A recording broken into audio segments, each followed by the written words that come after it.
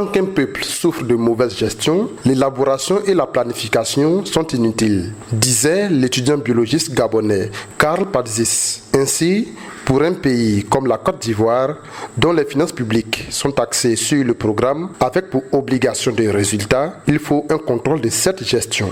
Et cette tâche de contrôleur revient au citoyen, qui est le premier financier de l'action publique. Pour que le citoyen s'imprègne de cette tâche régalienne qui lui incombe, l'ONG Action pour la protection des droits de l'homme, APDH, et son partenaire, la fondation Konrad Adenauer Stiftung, sillonnent le pays dans le cadre du projet Finances publiques, notre affaire à tous. Pendant 5 jours, ils ont formé successivement des organisations de la société civile, les responsables financiers des directions ministérielles à Bouaké, ainsi qu'une trentaine de journalistes de la région de Bouaké. C'était du lundi 8 au vendredi 12 novembre 2021 au complexe éléphant de Bouaké. Annick Tano, l'assistante projet APDH, est revenue sur l'essence même de ces 3 grandes formations jumelées. C'est une rencontre sur le contrôle citoyen.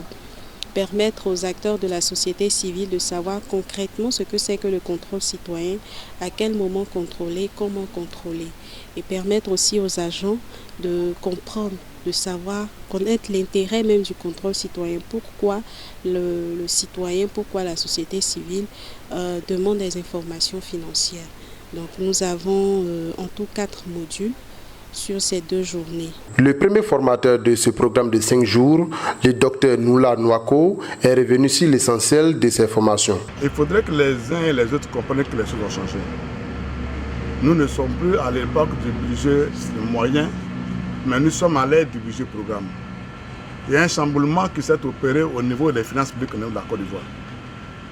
Alors, donc nous sommes passés, bien entendu, pour former les uns et les autres. Parler notamment du contrôle citoyen, du contrôle que le citoyen peut exercer, bien entendu, sur les actions menées par les pouvoirs publics, pour demander au pouvoir public de lui rendre compte. C'est ça le contrôle citoyen. Et bien entendu, ce contrôle peut porter sur les autorités centrales comme les autorités locales. Il peut être exercé par toute personne physique comme par des personnes morales.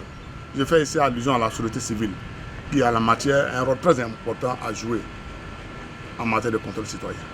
Alors. Et le deuxième élément, l'accès aux documents et aux informations. Bien entendu, il y a une loi de 2013, bien entendu, qui régit la matière, et désormais, c'est une obligation qui pèse sur les organismes publics de délivrer les documents et des informations à tous ceux qui en font la demande, personnes physiques comme personnes morales.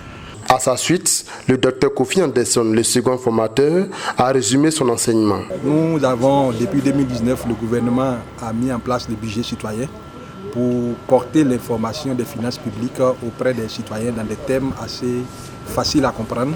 Et le cadre de concertation ici est un outil que nous avons proposé aux acteurs qui étaient à la formation pour pouvoir compléter cette initiative de budget citoyen afin d'augmenter et de faire en sorte que l'action publique du gouvernement en faveur surtout de la réduction de la pauvreté ait beaucoup plus de chances de réussir. Après toute cette flopée de modules axés sur le contrôle citoyen budgétaire, les différents participants ont donné leur avis sur tout ce qui leur a été enseigné. Je pourrais dire que cette formation, elle est bienvenue parce qu'elle nous a instruit sur le droit de regard que nous avons sur la gestion des finances publiques.